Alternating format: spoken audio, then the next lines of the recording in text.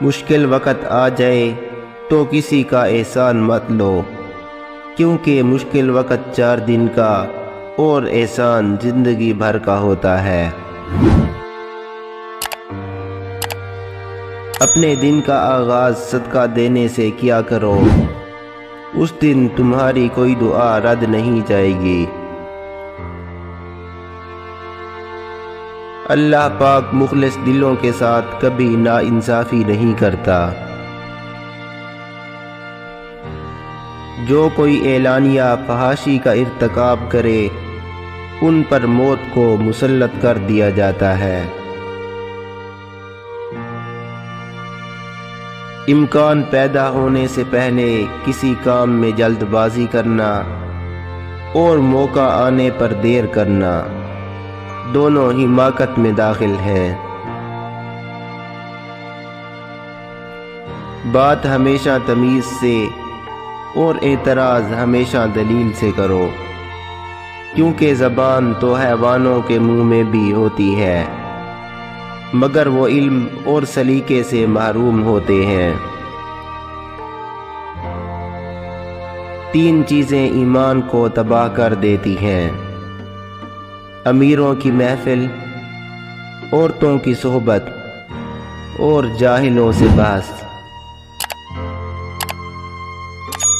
جو بندہ اللہ کی اطاعت کرتا ہے اور اپنے ہر کام میں اللہ سے مدد کا طلبگار ہوتا ہے، اس کی عقل میں روشنی اور نور پیدا ہو جاتا ہے۔ 5 چیزوں کی 5 جگہ حفاظت کرو، کامیاب ہو جاؤ گے۔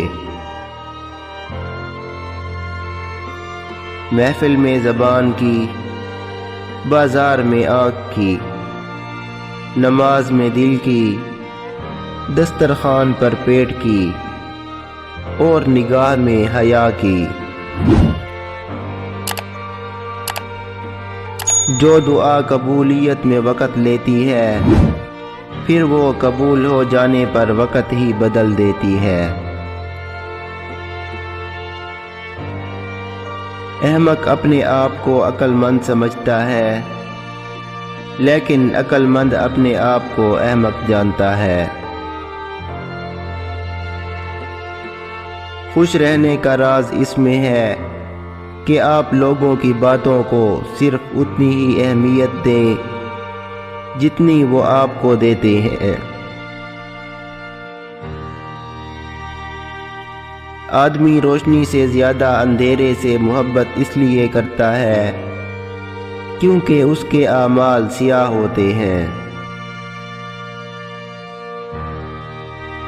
خواہشوں کو بے لگام مت چھوڑو، یہ باغی ہو جائیں تو حلال حرام، جائز اور ناجائز کچھ بھی نہیں دیکھتی۔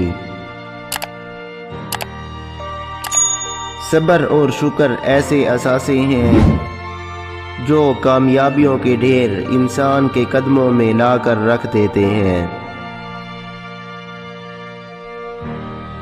اپنے دوستوں کو اپنے اہم راز بتانا نئے دشمن پیدا کرنے کے برابر ہے۔